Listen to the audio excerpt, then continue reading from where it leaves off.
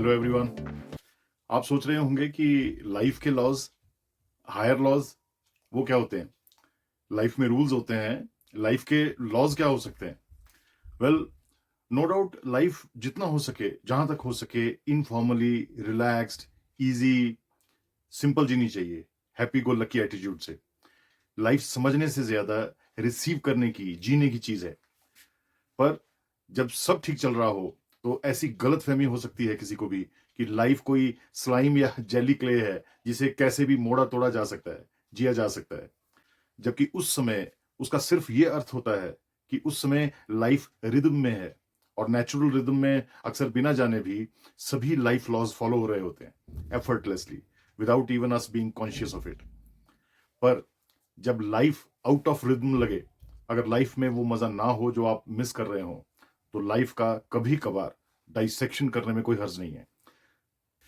जो life laws मैं share करने जा रहा हूं वो लाइफ की वाइब्रेंसी का लिटमस टेस्ट है। ये स्टेट ऑफ लाइफ की हकीकत को उधेड़ कर आपके सामने रख सकते हैं। आपके सेल्फ हेल्प गाइडिंग पिलर्स हो सकते हैं, जिनका इस्तेमाल आप डायग्नोस्टिक टूल्स की तरह भी कर सकते हैं। So here are the 11 higher laws of life. Law 1, life is a lottery. Life एक लॉटरी है, सबकी नहीं लगती, आपकी लगी है, कॉन्ग्रेचुलेशंस। अब आप जरा सोच कर बताइए, क्या आपको ऐसा लगता है कि आपकी लाइफ आपको ऐसी लगती है जैसे आपकी कोई लॉटरी लगी हो? क्या आपको डेली या अक्सर ऐसी फीलिंग्स आती हैं, ऐसा महसूस होता है कि wow life, what an opportunity, what a chance to explore and enjoy? क्या आप रोज सुबह एक्साइटेड उठते हैं? क्या ईश्वर को अक्सर इस मौके के लिए, इस लाइफ के लिए थैंक्स करने का दिल करता है? अगर नहीं, तो ये क्लियर सिग्नल है कि this law stands violated in your life and something is seriously wrong which needs attention. पता कीजिए ऐसा क्यों है, आपकी लाइफ एक लॉटरी की तरह क्यों नहीं लग रही है आपको। You need to find out and take corrective action. और इस सब का स्टेट ऑफ अफेयर से नहीं, आपकी स्टेट ऑफ माइंड और अप्रोच से लेना देना है। Law 2, life comes empty. जिंदगी शुरू में खाली मिलती है, कोरी, उसे खुद भरना पड़ता है। लाइफ खुद में कुछ नहीं, खाली बर्तन है, टूल, मीडियम, रिसोर्स। ठीक वैसे ही जैसे गराज में या पार्किंग में खड़ी आपकी कार, आप उसका क्या करते हैं, कहाँ ले जाते हैं, किस सफर पर, वो मैटर करता है। खड़े खड़े तो गाड़ी या जिंदगी गल सड़ जाएंगी, सिर्फ मेंटेनेंस में ही आपको निचोड़ देंगी। सभी सांस लेते लोगों को जीवित नहीं माना जा सकता। लाइफ के खाली बर्तन या कैनवस या कागज में आप क्या भरते हैं, लिखते हैं, वो आप पर है, आपकी चॉइस है। अगर आप लाइफ का कटोरा लिए किसी इंतजार में हैं, तो ये लॉ शायद वायोलेट हो चुका है। You need to do something. बहुत मुमकिन है कि अगर आप रंगों, एक्सपीरियंसेस, एक्सपोजर्स, इवेंट्स या ब्रश स्ट्रोक्स से दूर रहेंगे, तो आपकी लाइफ का कैनवस कोरा रह जाएगा। कुछ देर आराम करना या ब्रेक लेना और बात है, पर सेल्फ एक्साइल या सेल्फ स्टारवेशन आपको खत्म कर देंगे, अनलेस उसी में आप कुछ एक्सपेरिमेंट कर रहे हैं। Law number 3, life is free will. आपकी मर्जी है आप लाइफ कैसे जिए, जो मर्जी चुने, डिसीजन लें, सब आपके ऊपर है। भले ही आप और आपकी लाइफ कॉज एंड इफेक्ट की एक गजब की कॉम्प्लेक्स कॉस्मिक चेन रिएक्शन हो, पर आपको शायद ये कभी पता भी नहीं चलेगा। That is all beyond your capabilities as humans to know. Therefore practically आपकी लाइफ आपके हाथ में है, आप फ्री हैं कुछ भी सोचने करने के लिए। You have free will. इच्छा शक्ति का मरा होना एक सरेंडर की तरह है, जैसे आपका उत्साह, इंथ्यूजियाज्म कहीं खो गया है। Your freedom to have your own will is lost somewhere. अगर ऐसा है तो something is seriously wrong with your life and you. आपकी इच्छाएं एग्जैक्टली वैसी ही पूरी हो ना हो जैसा आप चाहते हैं, ये और बात, पर किसी इच्छा का ही ना होना या अपनी इच्छा का इस्तेमाल ना कर पाना, ये कोई अच्छा सूचक नहीं है। पता करें ऐसा क्यों है। अपनी बेहोश या रुकी इच्छा को माउथ टू माउथ रेस्पिरेशन दें, फर्स्ट एड दें, रिवाइव करें। Law 4, life is not free will. आप कहेंगे पिछला यानी लॉ 3 कहता है कि लाइफ इज फ्री विल, और ये चौथा लॉ कह रहा है कि life is not free will. ये तो उलट हो गया, दोनों कैसे सही हो सकते हैं? German philosopher George W Friedrich Hegel के नाम से एक मशहूर फिलोसफी है, जिसे हेजेलियन डायलेक्टिक्स के नाम से भी जाना जाता है। उस फिलोसफी में हेजल कहते हैं कि दो ऑपोजिट रियलिटीज मिलकर एक महान सच पैदा करती हैं।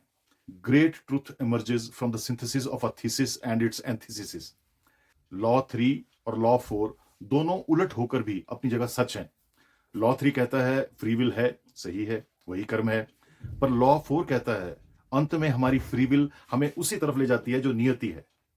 यानी फ्री विल के बिना जीवन नहीं, पर फ्री विल का अंत जादुई तरीके से प्री डिसाइडेड है। यानी डी फैक्टो अंत में life is not free will. इस लॉ का प्रैक्टिकल मीनिंग ये है कि अगर आप अपने कर्मों के बाद मिले या उभरे फलों को एक्सेप्ट नहीं करते, if you are unable to accept the things beyond your control, you will suffer more than you are due and will not be able to move after the setbacks. अगर आप जीवन की होनियों अनहोनियों को डाइजेस्ट कर ही नहीं पा रहे हैं, then this law 4 is getting violated. Something is wrong in your approach. ये लॉ लाइफ के सबसे मुश्किल और कड़वे लॉज में से एक है और इसकी ओबीडियंस भी उतनी ही लिबरेटिंग है। Law 5, there is no ideal life. आप कहेंगे इसका क्या मतलब कि कोई लाइफ आइडियल यानी आदर्श नहीं होती, तो हम कैसी लाइफ जिए? इस लॉ का मतलब यह है कि आदर्श लाइफ का कोई स्टैंडर्ड बेंचमार्क नहीं है। It is subjective. अलग अलग लोगों के लिए अलग अलग टाइप का जीवन आदर्श हो सकता है। इनफैक्ट एक ही इंसान के लिए अलग अलग टाइम और सिचुएशन में आदर्शवाद, परफेक्शन, अच्छे जीवन की परिभाषा अलग अलग हो सकती है। आइडियल लाइफ बस एक असेसमेंट ऑफ सिचुएशन है बेस्ड ऑन कंटेम्प्रेरी फीलिंग्स। पर दुख की बात यह है कि अगर हम एक सिचुएशन वाली आइडियल लाइफ डेफिनेशन को पूरी लाइफ का यूनिवर्सल बेंचमार्क बना दें, तो ये गलत असेसमेंट का और उससे उपजी पेन का सोर्स बन सकता है। अगर आप मुझसे पूछें कि फिर आइडियल लाइफ, आदर्श जिंदगी क्या होती है, तो मैं या तो कहूंगा कि कोई नहीं, या फिर इसी बात को दूसरे ढंग से कहूंगा, हर लाइफ आदर्श लाइफ है। समझने वाली बात यह है कि लाइफ की किसी भी सिचुएशन में आप किसी और ढंग से जिंदगी जीने की पोजीशन में होते तो आपने वैसा किया होता। You didn't because you couldn't. आपकी गलती होकर भी आपकी गलती नहीं है। आज की डेट में आप जो हैं, जहां हैं, जैसे हैं, उसके लिए अपने आप को कोड़े मत मारिए। वैसा ही होना था। हर जिंदगी एक सुपरहिट मूवी की स्टोरी की तरह है जिसमें action, drama, emotions, suspense, tragedy वगैरह सब कुछ है जो अक्सर सरप्राइजिंग होता है, पहले से पता नहीं होता। All life stories are perfect, award winning. All lives are perfect. अगर कभी आपको लगे कि आपकी लाइफ आइडियल नहीं है, तो समझ जाइए कि समथिंग में बी रॉन्ग समवेयर। आपकी सोच में कोई मेजर इशू है। आप स्थिति को जीवन समझ रहे हैं। Law 6, life is a mirage. यानी जिंदगी एक मृग मरीचिका है। मतलब स्पेशल इफेक्ट्स, माया जाल, वीएफएक्स, ब्रह्मांड के हाथ की सफाई, जादू। दूसरे शब्दों में लाइफ में बहुत कुछ आंखों और इंद्रियों, सेंसेशंस का धोखा है और इमोशंस उस सब की झाग है। लाइफ में हर बात को, हर फीलिंग को, हर एक्सपीरियंस को अगर आप सच और फाइनल मान लेंगे तो रियलिटी चेक हर बार पेन देगी। अगर आपको लाइफ में बार बार कदम कदम पर इमोशनल झटके लग रहे हैं, तो ये मत समझिए कि आपके साथ कुछ गलत हो रहा है। बस इतना कि आपसे अनजाने में ये लॉ वायलेट हो रहा है। आप दुर्योधन की तरह पानी के रिफ्लेक्टिव तालाब को फर्श समझकर उसमें बार बार उतर रहे हैं, उसमें गिर रहे हैं और घटनाओं की द्रौपदी आप पर हंस रही है। लाइफ के जादू को उतना ही सीरियसली लें जितना हाथ की सफाई के जादूगर लेते हैं। हिप्नोटाइज होने से बचें। ताली बजाएं लाइफ की बातों पर। जादू, माया जाल को एक्नॉलेज करें, अप्रिशिएट करें, पर आगे बढ़ें। लाइफ में हर बात फाइनल सच नहीं है जो दिख रही है। लाइफ को फैंटेसी समझकर अगर आप जिएंगे तो आप बहुत गलत नहीं होंगे। 17th century French philosopher Jean de La Bruyere की इस बारे में एक शानदार कोटेशन है जो मुझे बहुत पसंद है। उन्होंने कहा था, life is a tragedy for those who feel and a comedy for those who think. Law 7, life ends, consciousness transcends. दूसरे शब्दों में जीवन का अंत है, कॉन्शियसनेस यानी चेतना का अंत नहीं है। सुनने में ये लॉ फिलोसॉफिकल, मेटाफिजिकल लग सकता है, पर ये जो लगता है उससे कहीं बड़ा है, डिफरेंट है। सिंपल शब्दों में अगर इसे एक्सप्लेन करना हो तो इसको इस तरह से कह सकते हैं कि शरीर, ह्यूमन बॉडी बायोलॉजिकली फंक्शन करना बंद कर सकती है, बायोलॉजिकली बिखर या बदल सकती है, पर केमिकली इट इज इंडिस्ट्रक्टिबल। आपकी कॉन्शियसनेस केमिस्ट्री है, बायोलॉजी के पीछे। इस लाइफ से पहले भी वो केमिस्ट्री थी और जीवन के बाद भी रहेगी। कॉन्शियसनेस का कैरेक्टर, स्ट्रक्चर बदल जाएगा, कॉन्शियसनेस की रीअरेंज्ड केमिस्ट्री वहीं रहेगी। फॉर एग्जाम्पल, इस दुनिया से जा चुके लोग अगर आपको याद हैं, आप आपकी सराउंडिंग और दुनिया में उनका इफेक्ट यदि मौजूद है, तो ये सबसे बड़ा प्रूफ है कि उनकी बायोलॉजिकल लाइफ के बाद भी केमिकल लाइफ ट्रांसफॉर्म्ड स्टेट्स में मौजूद है, और यही आपके साथ होगा।